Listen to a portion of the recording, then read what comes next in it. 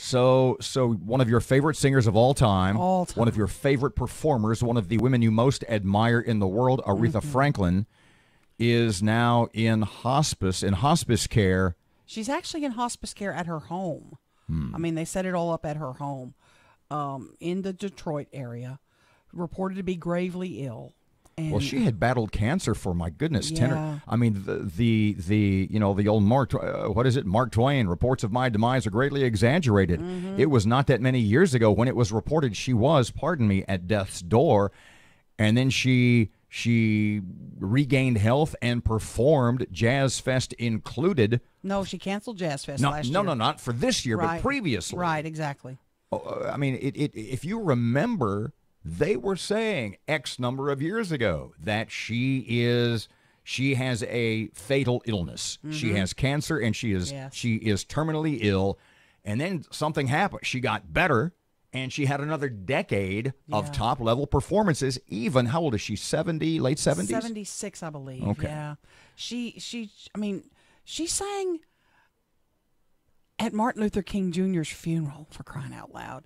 She has sung for so many people.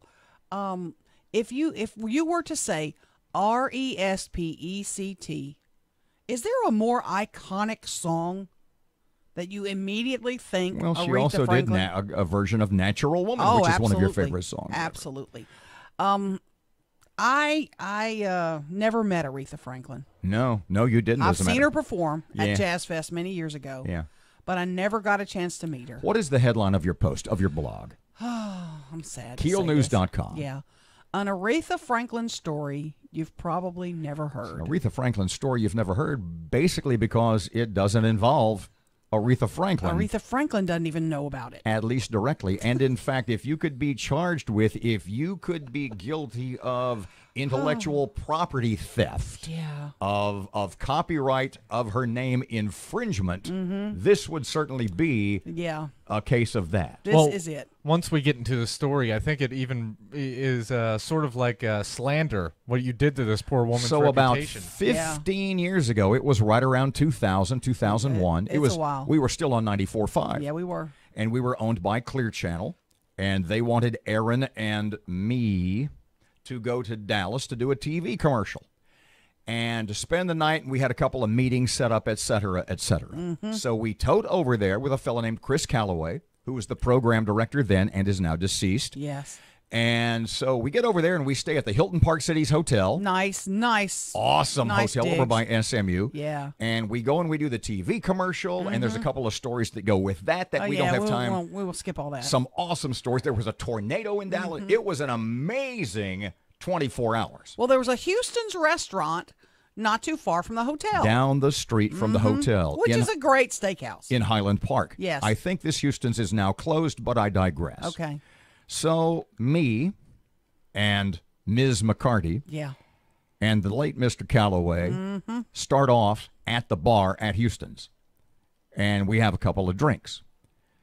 And we go to our table and have an awesome dinner and have a couple or three more drinks. And then we go back to the bar. No need to adopt the persona that you adopted that evening.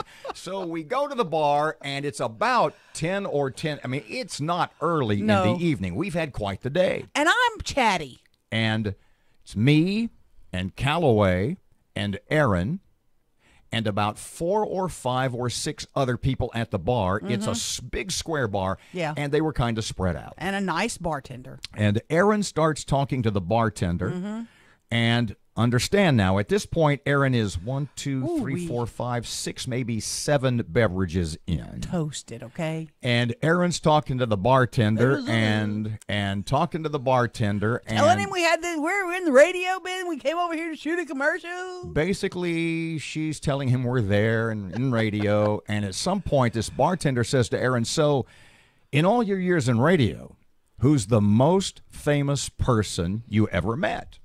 And Erin, without missing a beat, without skipping a beat, says, Aretha Franklin.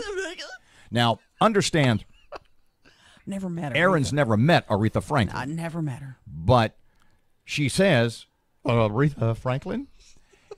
And the bartender, he's pretty impressed. Oh, he and he loved goes, it, yeah. really? You've met Aretha Franklin? It gets worse, folks. Erin's not done. Oh, yeah. Erin says at that point, making it up, let me point out, Erin says, not only have I met Aretha Franklin, I've been drinking with Aretha Franklin. Thanks for imitating me.